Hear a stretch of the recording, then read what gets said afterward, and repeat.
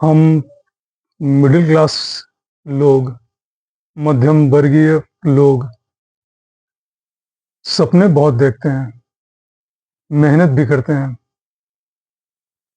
लेकिन एक सवाल हम अक्सर पूछते नहीं हैं, ना ही ये अपने ज़हन में लेकर के आते हैं। और वो सवाल क्या है? वो सवाल ये है कि हम जीते कब हैं? हम हमेशा अपनी तैयारियों में ही लगे रहते हैं, हमेशा हमारी प्रिपरेशन चलती रहती है। तो सपने देखना तो अच्छी बात है, लेकिन हमेशा तैयारी में जुटे रहना, ये सवाल हम शायद ही कभी पूछते हैं। अब जरा गौर से इस बात को समझिए कि हमारी ऐसी मानसिकता क्यों बन जाती है, या हम ऐसा क्यों करते हैं कि सिर्फ सपने तो देखते हैं, लेकिन जीना भूल जाते हैं। इस मानसिकता, इस मेंटालिटी के पीछे की वजह क्या है? वो वज वो वजह, वो रीज़न कुछ इस तरह से है।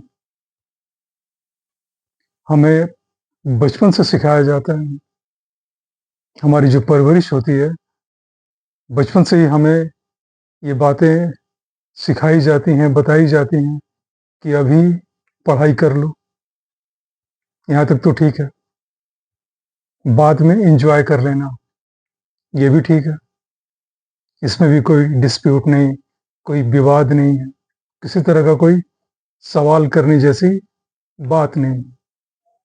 पहले फ्यूचर सिक्योर कर लो, भविष्य सुरक्षित कर लो, ये भी ठीक है। यहाँ भी किसी तरह का किसी को भी कोई विवाद नहीं होगा, कोई डिस्प्यूट नहीं होगा। आपके सपने, आपके ड्रीम्स अलाउड हैं। आप सपने देख सकते हैं, देखना चाहिए, ज़रूर देखना चाहिए। लेकिन इसके बाद क्या होता है, आपकी जो टाइमिंग है, वो पोस्टपोन होती रहती है। सोचिएगा, मैं इसे एक सिंड्रोम की तरह लेता हूँ, जो मैं आपको अभी बताने जा रहा हूँ।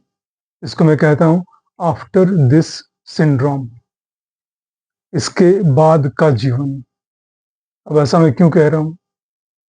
ऐसा मैं इसलिए कह रहा हूँ कि पढ़ाई के बाद, नौकरी मिल जाने के बाद, प्रमोशन के बाद, या फिर मैं इस लोन को चुका दूंगा इसके बाद, या अगर कोई और भी जिम्मेदारियां, after any kind of responsibilities, फिर हम जीना शुरू करेंगे, ऐसा हम सोचते हैं।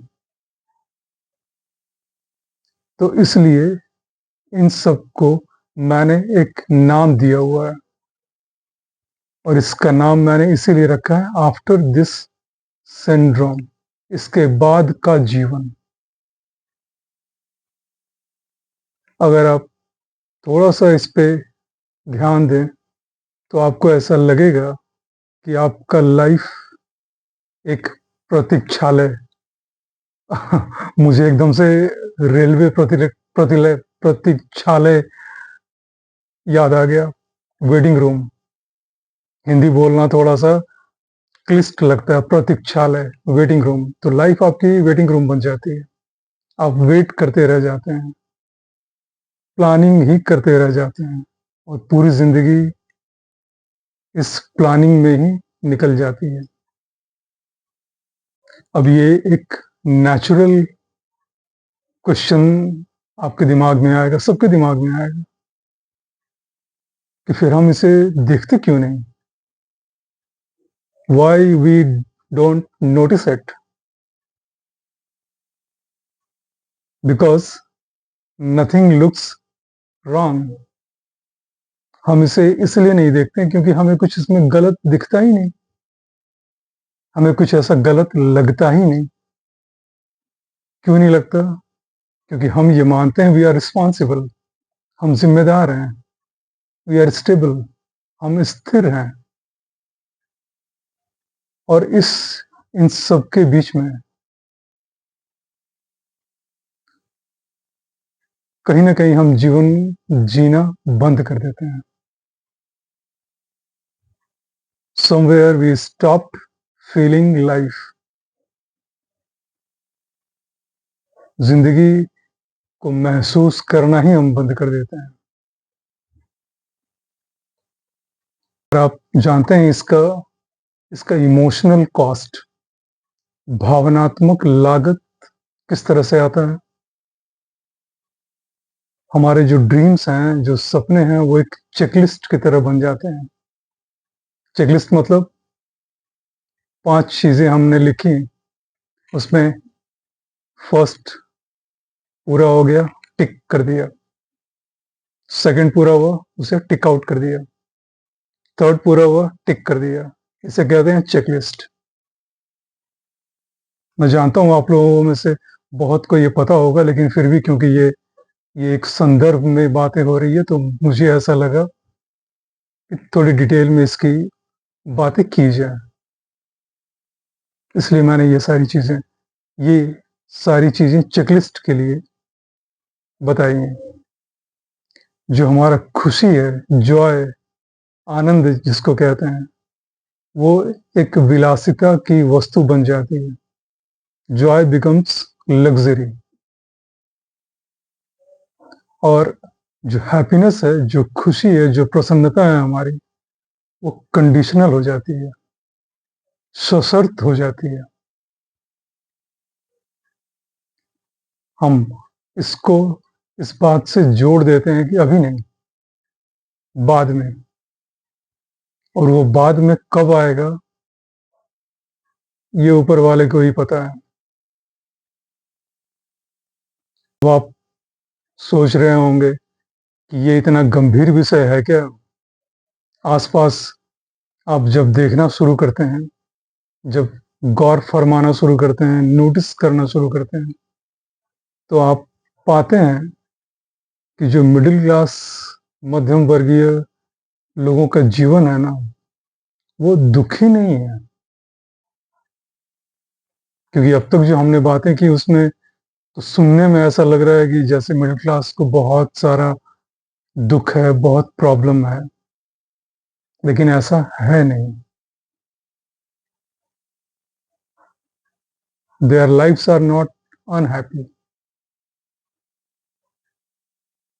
वो होता क्या है कि उनकी हैप्पीनेस कुछ टाइम के लिए टल जाती है।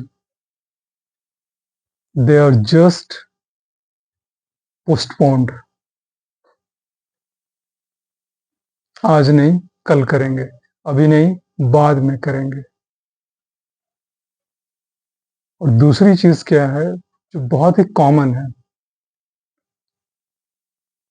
और इसके लिए मैं किसी किसी को जिम्मेदार नहीं ठहरा रहा। ये हमारा जो सोशल फैब्रिक है ना, सामाजिक ताना बाना, उसमें ही है। हमें सर्वाइवल के लिए ज्यादा सिखाया जाता है कि हम सर्वाइव कैसे करें। सर्वाइवल हमारे लिए इंपॉर्टेंट हो जाता है। हमें जीना हम जीना बताते हैं कि आपको जीना कैसे है, सर्वाइव आपको कैसे करना है।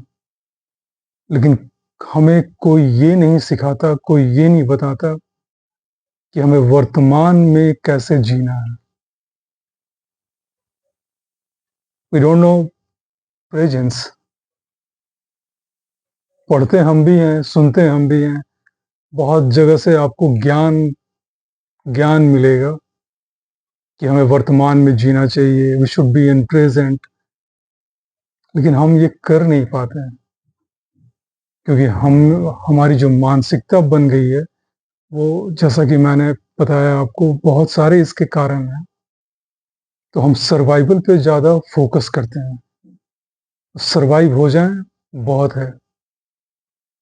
आज जी लें, इसके लिए बताने वाले भी और मानने वाले भी। और इसको महसूस करके अपने जीवन में उतारने वाले लोग भी बहुत ही कम हैं। इसे हम दूसरों पे डाल देते हैं। जैसे एग्जाम्पल के लिए कोई बहुत अमीर आदमी है, बड़ा आदमी है, तो हम ये उसको डेलीगेट कर देते हैं कि ये वर्तमान में जीना इन कैटेगरी के लोगों के लिए है, ये हमारे लिए तो नहीं है। हम ऐसा कर नहीं सकते। सोचिएगा ज़रूर इस पे। अब बातें यहाँ तक हम लोगों ने कर ली, तो अब ये बात भी करते हैं कि क्या किया जाए। आप ये कहने की कोशिश कर रहे हो कि हम अपनी ज़िम्मेदारियों से छुटकारा पा लें? नहीं, you don't need to quit your responsibilities. आपको अपनी ज़िम्मेदारियों को छोड़ने की ज़रूरत बिल्कुल भी नहीं है। लेकिन आपको उनके भीतर जो भी पल, जो भी टाइम अवेलेबल है, उसको बिताना ज़रूर चाहिए। मैं फिर से कह रहा हूँ, you don't need to quit your responsibilities, but you need moments within those times, within them. आप छोटी-छोटी खुशियों पर ध्यान दीजिए। Pay attention to small joys. आराम से भोजन कीजिए। Have a slow meal, just one meal.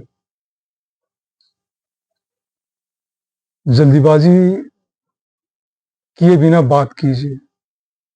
Talk without hurry. कोई जल्दीबाजी नहीं, आराम से बात कीजिए। क्योंकि आप भी इस बात को मानेंगे, अग्री करेंगे, जिंदगी बड़े फैसलों से नहीं, बल्कि छोटी-छोटी अवेयरनेस, जागरूकता से वापस आती है। आप उसको जी पाते हैं, फ़ील कर पाते हैं, महसूस कर पाते हैं। तो जो मैं कहना चाहता हूँ, जो बोलना चाहता हूँ, वो ये है कि आप सपने ज़रूर देखिए, लेकिन उन सपनों को टालिए मत। सपनों को टालिए मत से क्या कहना चाहता हूँ? क्योंकि जब आप सपने देखते हैं और उसके बाद जो ज़िंदगी आप जीना चाहते हैं, तो उस ज़िंदगी को मत टालिए। ज़िंदगी आज है, अभी है और कहीं नहीं है। और जब आपको ये चीज़ें पता लग जाती हैं, आप इसको फ़ील कर लेते हैं कि प्रेज़ेंट मोमेंट ही सबसे ज़्यादा इम्पोर्टेंट है, महत्वपूर्ण है, तो उसमें जो भी पल आपके पास है या आपको मिलता है, उनको जीना शुरू कर दीजिए। देखिए फिर आपका नज़र और नज़रिया दोनों कैसे बदलता है।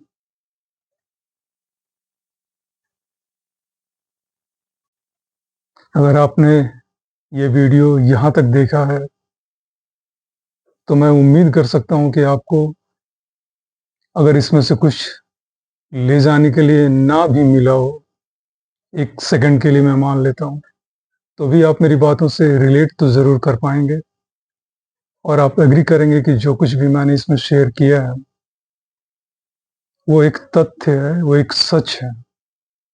और अगर हम इसको फ़ॉलो करते हैं, इसको स्वीकार करते हैं, एक्सेप्ट करते हैं, तो ये हमारी खुद की ज़िंदगी में बहुत बड़े बदलाव लेकर ना भी आए, तो हमारे नज़रिए में बदलाव लाकर हम इस मिडिल क्लास मानसिकता से घिरे हुए जिन चीज़ों की वजह से बंधे हुए महसूस करते हैं, उनसे बाहर निकलने में मदद तो ज़रूर मिलेगी।